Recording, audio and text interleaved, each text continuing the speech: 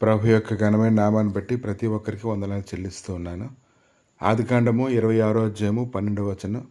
ఇస్సాకా దేశమందున్నవాడే విత్తనం వేసి ఆ సంవత్సరం నూరంతల ఫలం పొందెను. యెహోవా అతనిని ఆశీర్వదించెను కనుక ఆ మనుషుడు గొప్పవాడాయను.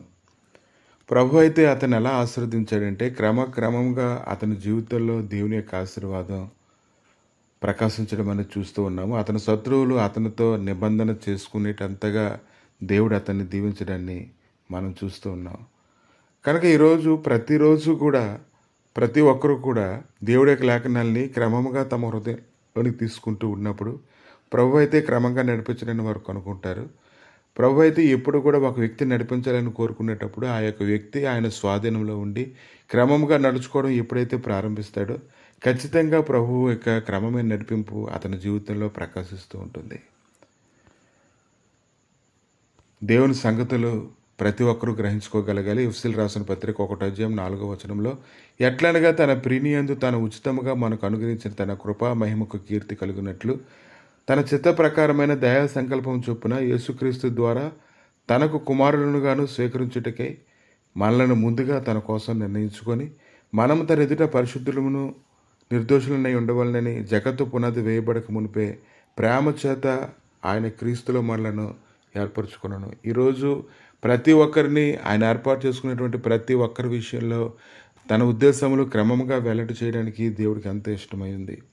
కాబట్టి ఈరోజు అన్ని విషయాల్లో కూడా నువ్వు నిలుపుకోగలగాలి. దేవుడు అనుగ్రహిస్తున్న ప్రతి దాంట్లోని నిన్ను నిలుపుకోగలిగితే ఏది కూడా పోగొట్టుకోకుండా క్రమముగా ఆయన సంతోషపెట్టే విధంగా నువ్వు పరుగులెత్తినట్లయితే ఖచ్చితంగా అన్ని విషయాలను కూడా నువ్వు మనస్ఫూర్తిగా చేసేటువంటి పనులను బట్టి ఆయన యొక్క సన్నిధిలో నుంచి ఒక ఆశీర్వాదం కానీ ఒక నడిపింపు కానీ అన్నీ కూడా క్రమంగా నీ జీవితంలోనే పనిచేస్తాయని నువ్వు గ్రహించుకోగలగాలి. ఎవరైతే మనస్ఫూర్తిగా పనిచేస్తారో వారిని దేవుడు చాలా అమూల్యమైనటువంటి వ్యక్తులుగా ఎంచుతాడు. వారి జీవితంలో ఇంకా క్రమంగా కొనసాగడానికి కావాల్సినటువంటి శ్రద్ధను తీసుకోవడం ప్రారంభిస్తూ ఉంటాడు. కాబట్టి ఇస్సాకు ఎలాగైతే ఆ దేశమందు ఉన్నప్పుడు అతను విత్తనం వేసినప్పుడు దేవుడు అతను ఎలాగైతే క్రమక్రమంగా అతను నడిపించడం మొదలుపెట్టాడో ఈరోజు శారీరకంగా మానసికంగా ఆత్మీయంగా కూడా ప్రభు క్రమంగా నీ జీవితంలో నడిపించేలాగా నీవు ఆయన సన్నిధిలో ఆయన ఉద్దేశం కొరకు నువ్వు ప్రార్థన చేసుకోవాలి. యెషయా గ్రంథం 28వ అధ్యాయం 26వ వచనంలో, వాని దేవుడే తగిన క్రమం వానికి నేర్పి ఉన్నాడు, ఆయన వానికి ఆ పని బోధించున్నాడు. కాబట్టి ప్రతి ఒక్కరూ తాము చేస్తున్నటువంటి పనులన్నిటి విషయంలో అనేకుల దగ్గర నేర్చుకుని ఉండొచ్చు, కానీ నడిపింపు అనేది దేవుని యొద్ద నుంచే బయలుదేరుతూ ఉంటుంది. ఆ నడిపింపు కింద ఎవరైతే కుదర్చబడతారో వారు అన్ని విషయాల్లో చింత లేకుండా సమాధానంతో నింపబడతారు. వారి దినములన్నింటిలో కృపాక్షేమంలో వారు వెంట వచ్చినట్లుగా నడిపించడానికి ప్రభు శక్తిమంతుడే ఉన్నాడు.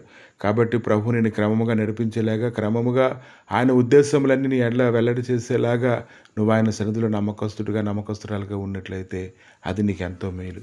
ప్రభా, మీ దయగలిగిన స్థలకు అప్పగించుకుంటుండగా ప్రభా, మీరు క్రమముగా నడిపిస్తున్నప్పుడు తండ్రి క్రమముగా నడవడానికి గాను కృప దయచేయండి. దేవా, నీ యొక్క లేఖనాలను ప్రభా దివారాత్రులు ధ్యానించినప్పుడు తండ్రి మా శత్రువుల బలమును తగ్గించేవాడు నీవే నాయన, సంపూర్ణముగా ప్రభా విడిపించేవాడు నీవే దేవా, నీ కృపాక్షేమలు మా వెంట వచ్చినట్లుగా సహాయం చేయవాడు నీవే కనుక నీ లేఖనాలు ఎందుకు శ్రద్ధ కలిగి వాటిని శ్రద్ధగా వెతికి వాటిని ధ్యానించి దాని వల్ల నూరింతల ఫలం పొందినట్లుగా కృప దయచేయమని యేసుక్రీస్తు నామములు అడిగి వేడుకుంటున్నాము తండ్రి. ఆమేన్.